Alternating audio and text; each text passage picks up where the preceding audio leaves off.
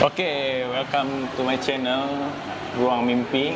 Hari ini kita kedatangan tamu dari Bang Siholan.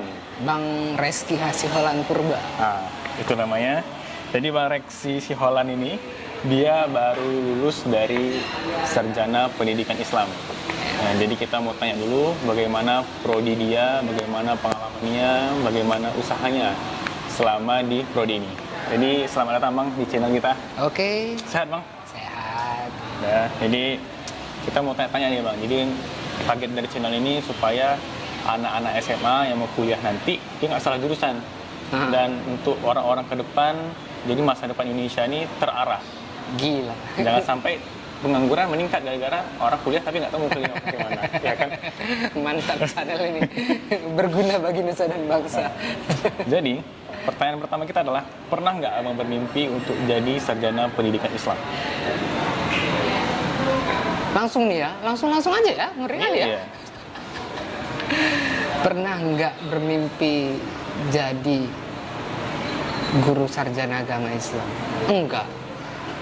Jadi kenapa diambil Bang? Nggak pernah aku bermimpi jadi guru agama Islam. Kenapa? Jadi kenapa diambil akhirnya Bang? Mamaku. Jadi mamaku pengen anaknya itu satu jadi ustadz. Oh gitu ya? Nah, mamaku itu pengen anaknya satu jadi ustadz karena biar ada lah yang ngerti agama sedikit-sedikit di Keluarga. Ya? Jadi akhirnya karena kan Islam ini karena paksaan sebetulnya kan. Nah, bagaimana sih, sulit nggak sih akhirnya jalani prodi ini, program studi ini? Sulit, gila, sulit parah. Aku pribadi sulit parah ya. Masalahnya aku nggak punya dasar. Yang mana waktu di kelas kawanku itu dari pesantren semua, rata-rata dari pesantren. Kami satu kelas ada 29 orang, yang cuma dua orang kami yang enggak dari pesantren, sisanya semua dari pesantren. Jadi kalah waktu pelajaran nanti, waktu masuk mata kuliah, yang lain udah di tengah nih, kami masih di dasar. Yang lain udah di tengah, kami masih di dasar. Waktu orang itu udah sampai puncak, kami baru di tengah. Jadi kalah, tetap nggak terkejar karena dasar kami nggak dari pesantren. Jadi apa sih yang buat paling sulit di kuliah program studi penyakit Islam ini? Yang sulitnya itu dari bahasa Arab. Karena hampir keseluruhannya itu untuk di kuliah di PAE ini itu rata-rata bahasa Arab, hadis bahasa Arab, Al-Quran bahasa Arab.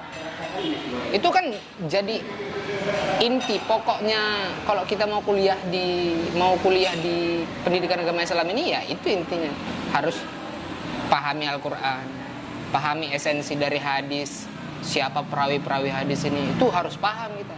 Jadi itu kan dalam lingkup bahasa Arab semua. Jadi, makanya nggak susah. Apa untuk kuliah SPD ini dia bahasa Arab. Dulu kalau pas aku sekolah SMP SMA dulu ada SKI, Akidah Akhlak, Al-Quran, itu sama maksudnya. Apakah semua dipelajari atau SPDI nanti pas masuk kita penjurusan lagi gitu? Nggak, langsung. Dia yang SPDI itu ya harus kuasain yang 4 ini. Jadi karena nanti waktu di SMA ini lain, dia tergantung, karena ujungnya nanti dia tergantung mau lari kemana dia setelah kayak aku kan udah selesai nih kuliah, aku mau ngajar di pesantren kah, atau mau ngajar di SMA kah, atau mau ngajar di MAN kah. Nanti kalau SMA dia kan cuma guru agama Islam, kalau SMA guru agama Islam, kalau pesantren ada guru Al-Quran hadis, ada guru fikih. Nggak, tapi sekolah aku kayak gitu loh Bang. Sekolah apa SMA? Iya, SMA aku dipisah-pisah guru agama. Yeah. Tapi di Medan kalau guru agama. Oh gitu ya. Nah, maksudnya pelajaran di sekolah itu dipisah-pisah jamnya. Bukan misalnya pelajaran hari ini kita masuk pelajaran pendidikan agama. Nah gitu, tapi dia hari ini kita masuk pelajaran Al-Quran hadis gitu. Dia tersubjudul gitu. Berarti kalau orang yang dia masuk ke pendidikan agama Islam, dia empat-empatnya harus pelajari Al-Quran hadis, iya, Akidah Akhlak, SKI, dan fikih. Ya. harus dikuasai empatnya. Semuanya harus Jadi dikuasai. yang kuliah di PAI ini harus kuasai akidah akhlak, Al-Quran hadis, fikih, terus satu lagi SKI tadi. SKI, sejarah kebudayaan Islam. Terus, menurut Abang, apa yang buat orang atau anak-anak SMA ini harus mengambil jurusan ini? Apakah kalau banyaknya semakin banyak orang SPDI berarti pendidikan moral, agama Islam dan tentang Islam semuanya menjadi lebih baik? Atau ini menjadi kewajibannya semua orang ambil SPDI aja gitu? Enggak, sebenarnya enggak sih. Ya, karena banyak orang sekarang belajar Islam itu cuma dari YouTube. Ada beberapa banyak, karena ditengoknya Ustadz, keren sikit Ustadz ini, oh jadi panutannya lah. Keren sikit Ustadz ini, oh jadi panutannya lah. Sedangkan kita itu harusnya ada dasar. Kalau nggak ada dasar ya udah. Jadi melenceng nantinya kemana-mana lah melencengnya nanti. Makanya itulah pentingnya menurut aku penting lah kuliah di pendidikan agama Islam ini. Salah satunya kita nggak minim moral nantinya, minim moral, akhlak kita terjaga, akhlak kita bagus. Udah banyak loh yang sekarang yang menyalah aturan, ngomong tak kayak mana-mana sembarangan. Karena sekarang udah bebas-bebas aja orang berkomentar, netizen katanya kan, berkomentar sembarangan tanpa ada risih, bukti, iya, nggak risih dia komen sembarangan aja, nggak risih. Tapi kalau kita ada dasar nih, udah ditanamkan sama kita ilmu agama, ilmu akhlak lah salah satunya, yang paling utama lah akhlak, udah ditanam sama kita, udah masuk ke dalam otak. Jadi kan dia mikir nanti, kalau aku komen kayak gini, kayak mana nih ya, risih, punya risih sendiri. Makanya itu pentingnya. Berarti itu ya. Jadi orang tuh lebih terarah kalau ngambil jurusan ini. Iya. Jadi pas abang ambil jurusan ini, Iya. masa depan apa sih yang abang harapkan di ada jurusan ini? Masa depan yang kuharapkan itu, seandainya aku ngajar nanti. Tentu kan orang kalau mau ngambil jurusan kan pasti punya impian kan. Aku bermimpi nanti aku ambil sekolah ini, aku bisa jadi dai atau aku jadi guru Islam yang nanti aku bisa mengubah mindset anak-anakku dan anak didiknya kan menjadi lebih baik lagi ke depan, atau bagaimana? Impianku, karena yang pertama kalinya aku nggak ada terlirik sama sekali ke jurusan ini, terus mama aku pengen ada anaknya jadi ustadz. Ya impian yang pertama aku itu, aku mau keluarga aku itu nanti selamat dunia akhirat. Itu yang pertama. Bagus banget ya bang. Jadi kan orang jarang ya mikirkan tentang akhirat ya kan. Orang tentang aku pokoknya di dunia harus kaya, tapi Iya. akhiratnya nggak kaya nih. Iya. Jadi Iya yang pertama kali itu, ini tapi bukan satu candaan. Mungkin orang mikir, banyak kali kau ini kayak gini kan. Tapi yang menurutku keluarga lah yang pertama. Baru kalau ada izin Allah nanti ya insya Allah kayak mana ke depannya ya kita lihat lah. Juga generasi sekarang kan yang udah semakin bukan bobrok sih sebenarnya, cuma kurang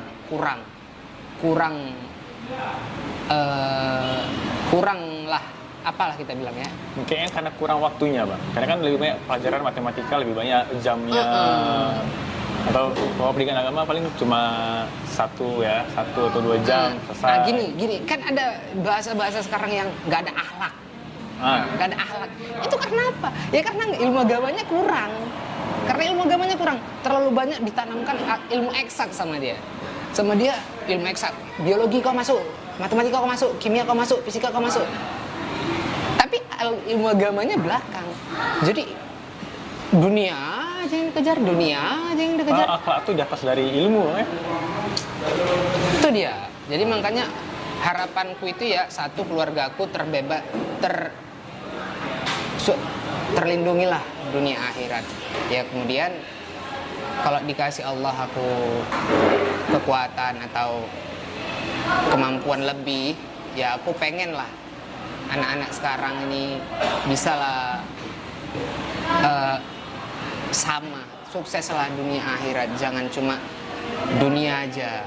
tapi akhlaknya nggak ada. Nah itulah harapan. Terus menurut abang, untuk orang kuliah itu apakah harus orang yang mampu? Harus orang yang mampu. Karena orang baik sih, sekarang mikir aku dari keluarga yang susah, kurang mampu, aku nggak mungkin kuliah, nanti aku baru kuliah kayak apa gitu kan, banyak seperti itu. Bagi yang dia nggak lulus ke negeri misalnya, harus masuk kelas ke swasta, itu bagaimana menurut abang? Kuliah harus mampu. Menurutku enggak. Kuliah itu nggak harus mampu. Mampu, tapi nggak harus mampu dari materi. Mampu dia kuliah, dia harus mampu kuliah. Tapi kan banyak orang kan ini mampu apa nih? Mampu materi kan? Ya, mampu bayar secara kuliah, materi. SPP kan? Iya. Nggak perlu, nggak harus. Selama dia mau, selama kita mau, selama kalian mau. Karena banyak beasiswa sekarang ya. Karena banyak beasiswa. Beasiswa Terus kan, swasta negeri ada semua beasiswa sekarang. kenapa aku bilang mau? Kau mau anak direktur sekalipun, mau dia anak direktur sekalipun, mau anak presiden sekalipun, tapi kalau dia nggak mau kuliah, ya udah duitnya habis kayak gitu aja. Udah dikasih duit sama bapaknya, paham? Habis beli chip, beli UC, beli untuk main game, beli ngopi, beli rokok, habis kayak gitu aja. Tapi kalau dia nggak ada uang nih untuk kuliah, dia mau, aku kayak mana lah supaya bisa aku kuliah. Mikir dia, beasiswa. Yang penting dia mau. Kalau dia mau, kalau udah dia mau, dibilangnya gini. Kan dia mikirnya gini. Aku nggak punya kemampuan nih. Apa yang pertama harus kulakukan? Aku nggak mampu. Ngejar beasiswa. Berarti serius dia belajar. Di beasiswa ini ada uang saku. Uang saku lumayan loh dari pemerintah. Berapa tuh? Abang tahu nggak? Nggak tahu juga sih, tapi lumayan lah. Ada beberapa kawan yang dapat beasiswa. Wah, dia bisa beli barang-barang mewah untuk ngejar-ngejar kawannya malah. Yang anak-anak pesantren itu, anak-anak pesantren, maaf, anak-anak direktur contohnya gitu kan. Dia ada barang-barang mewahnya. Nah, dapat beasiswa itu ada uang sakunya. Atau dia nggak sanggup misalnya untuk ngejar beasiswa, tapi dia serius kuliah, tapi dia mau kuliah, dia kerja. Jadi dibaginya waktunya. Ini yang keren. Yang sambil kerja, sambil kuliah. Dia itu yang harus dia cungi jempol 100. Kalau ada jempol 100 nih, dia cungin terus jempol 100. Karena serius berarti Bang ya? Serius, dia serius. Jadi dia sambil kuliah kerja. Nggak ngebebanin ke orang tua. Paling waktunya yang termakan, tapi waktunya termakan dalam hal positif. Penting cita-cita selesai banget. Cita-citanya selesai, dia sarjana, dia sambil kerja. Terus nanti selesai sarjana kan banyak permasalahan orang selesai sarjana dia nganggur. Itu masalah juga tuh. Masalah kan dia selesai sarjana dia nganggur. Tapi nggak dengan orang yang udah sambil kerja dia sambil kuliah. Dia udah ada kerjaan. Dia selesai kuliah nggak dapat misalnya belum dapatnya kemana sarjananya ini. Dia udah kerja sebelumnya. Untuk sementara dia bisa untuk menutupi sarjananya ini untuk kuliah di mana kerja di mana dia untuk kuliahnya ini. Dia udah kerja. Jadi tertutupi. Makanya keren orang yang kuliah sambil kerja ini keren. Oke, itu tadi pertanyaan terakhir kita Bang. Iya. Jadi yang terakhir adalah apa pesan Bang Siholan ini untuk anak-anak SMA yang mau kuliah sebentar lagi? Ya terbebas lah dia mau pilih prodi apapun, tapi kami minta satu kata-kata semangat. Petuah ya? lah. Boleh. Petuah dari yang udah sarjana. Jadi Bang Siholan ini baru sarjana, baru disium 2 hari lalu. Kita tahu, langsung kita kejar untuk jadi narasumber kita. Jadi pesan-pesan aku lah ya, pesan-pesanku untuk adik-adik yang mau kuliah, senangilah, cintailah jurusanmu, cintai jurusan apa yang nanti kau ambil. Kau mau ambil jurusan apapun terserah. Nah, kalau aku pribadi mengusulkan ya dengan keadaan yang kayak gini banyak sekarang anak-anak yang bukan gak ada moral, sedikit sedikit kurang untuk mencukupi. Ya alangkah lebih baiknya diperbanyaklah akhlaknya. Jadi kuliahlah di SPD jurusan PAI, jurusan Pendidikan Agama Islam. Jadi siap untuk hidup di dunia dan hidup untuk di akhirat juga siap nantinya. Terus kalau memang mau kuliah itu ya selain udah kau cintai jurusanmu, kau maulah, fokuslah. Jangan tergendala nanti waktumu, umurmu, uangmu. Kalau udah nanti udah tergendala ke semua itu, kau gimana ya? Lemas, down, hilang semangat.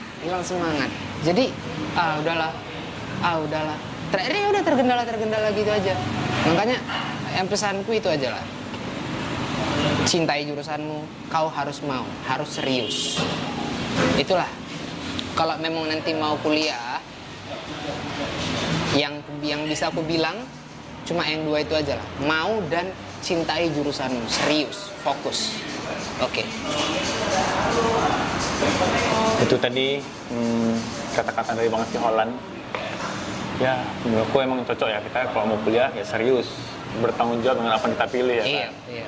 Masalah kita nggak ada uang tuh tergantung kita mau atau enggak dengan usaha kita. Karena kan cita-cita kita di tangan kita sendiri.